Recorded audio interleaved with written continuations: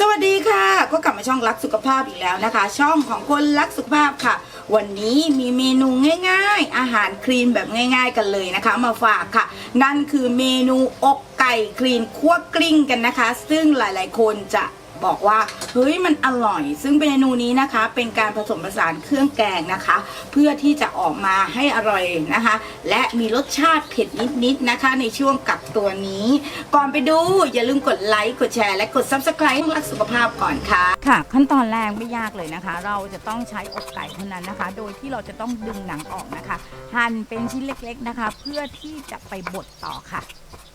นี้นะคะก็เริ่มปั่นนะคะในส่วนของไก่ก่อนนะคะซึ่งวันนี้เป็นเมนูแบบง่ายมากนะคะเราหั่นเรียบร้อยแล้วนะคะแล้วเราก็มาปั่นกันนะคะก็เป็นคั่วกลิ้งนะคะไก่นะคะโดยที่เราจะใช้เฉพาะเนื้ออกไก่เท่านั้นนะคะส่วนนะคะที่ช่วยในระบบย่อยอาหารนะคะก็คือนะคะตะไคร้นะคะเดี๋ยวเราก็จะไปเอาตะไคร้มาหั่นกันนะคะตะไคร้แล้วก็เครื่องแกงนะคะซึ่งเครื่องแกงเนี่ยเราก็จะได้จากพริกนะช่วยในการลดความ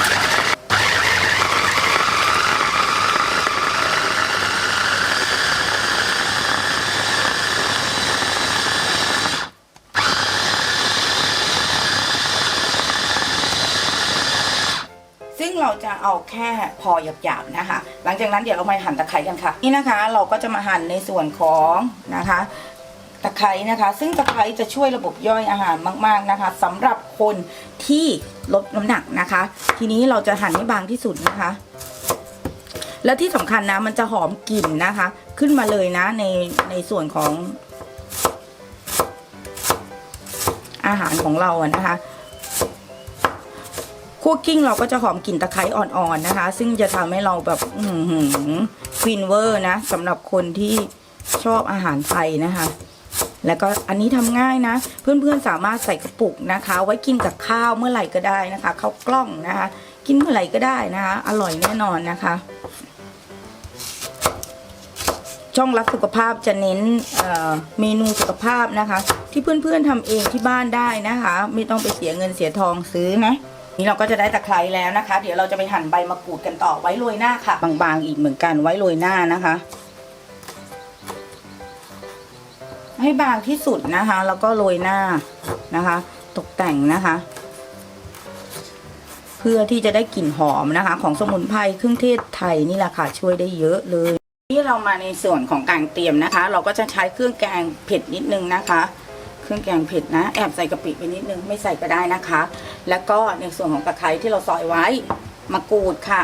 และไก่สับนะคะแล้วก็ปรุงรสด้วยนะคะซีอิ๊วขาวโลโซเดียมนะคะรวมถึงนะคะน้ำตาลสารแทนความหวานแล้วก็น้ำมันหอยโลโซเดียมนะคะโดยที่เราจะใช้น้ำมันมะกอกนะคะเพื่อเอาน้ำมันดีเข้าร่างกายกันนะคะโดยที่เราจะใช้กระทะเทฟลอนในการทำนะคะเดี๋ยวเราไปเริ่มกันค่ะเดี๋ยวเราก็จะใช้น้ำมันนะคะนิดหน่อยเองนะคะ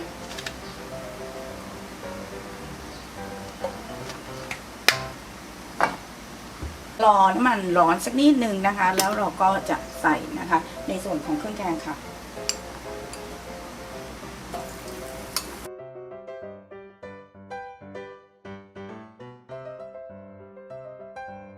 ค่ะพอมันได้สักครู่แล้วเราก็ใส่ในส่วนของไก่สับลงไปเลยค่ะ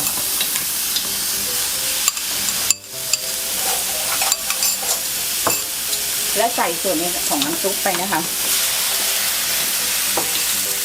ทีนี้นะคะอกไก่เนี่ยเป็นอะไรที่เร็วนะคะก็คือว่าสุกเร็วนะคะ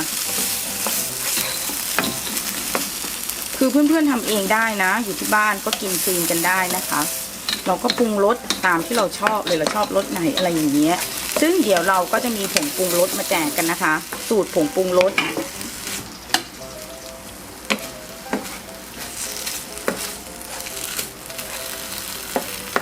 สูตรผงปรุงรสจากเนื้อไก่อะไรพวกนี้นะคะรวมถึงเห็ดหอมด้วยนะคะซึ่งไว้ใส่อาหารนะคะสำหรับคนกินคลีนโดยเฉพาะเลยนะคะ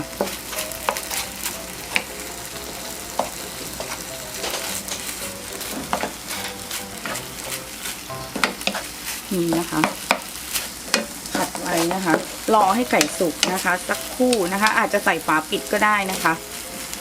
หรือไม่ใส่ก็ได้ระหว่างนี้นะคะให้เราใส่น้ำนะคะน้ำซุปที่เราเตรียมไว้นะคะในคลิปนะคะซึ่งน้ำซุปอยู่ใต้คลิปนี้นะคะวิธีทำนะคะ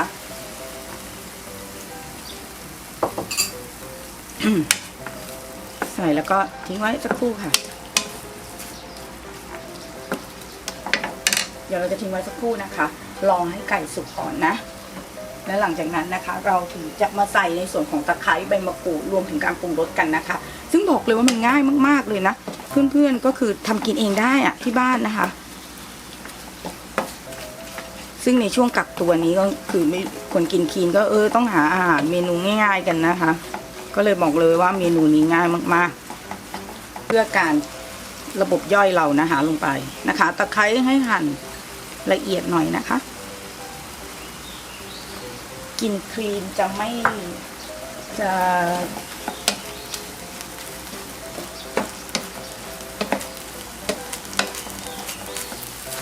นี่นะคะอันนี้ยังไม่สุกรอแป๊บนึงนะคะเดี๋ยวเราจะรอให้เขานั่นสุกหน่อยนึงแล้วเดี๋ยวเราจะปรุงรสกันนะคะน้ำเขาก็จะเดือดอย่างเงี้ยจิ๊กๆๆๆๆเลยค่ะนะค่ะทีนี้นะคะให้เราใส่น้ำมันหอยนะคะนิดนึงคือคนกินครีมเนี่ยไม่ควรที่จะปรุงนะคะอันนี้1 ช้อนโต๊ะนะคะน้ำมันหอยไม่ควรที่จะปรุงเยอะนะเดี๋ยวมันต้องแห้งนะคะยิ่งแห้งเท่าไหร่ยิ่งดีนะคะซีอิ๊วขาวโลโซเดียมค่ะ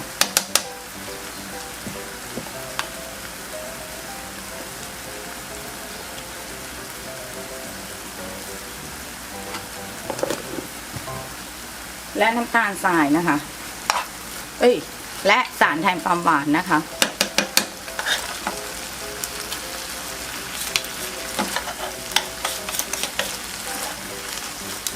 เราต้องแบบให้เขาเรียกอะไรนะให้แห้งเลยนะคะผัดจนแห้ง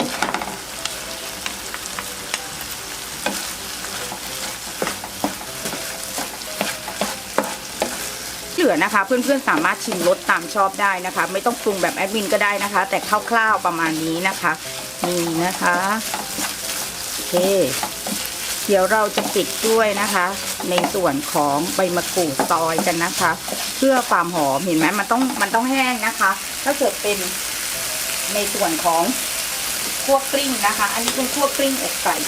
ซึ่งใครๆก็ทำได้นะคะซึ่งอกไก่เป็นโปรตีนที่ราคาถูกนะตอนนี้ยิ่งบางที่นี่กิโลละ40 กว่าบาทเองนะคะเพื่อนๆก็ลองซื้อมาทำกันดูนะคะยิ่งแห้งเท่าไหร่ยิ่งดีนะคะเห็นไหม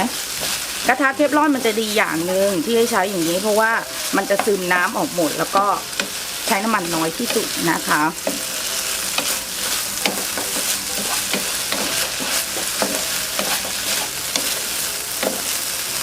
เห็นไหมคะ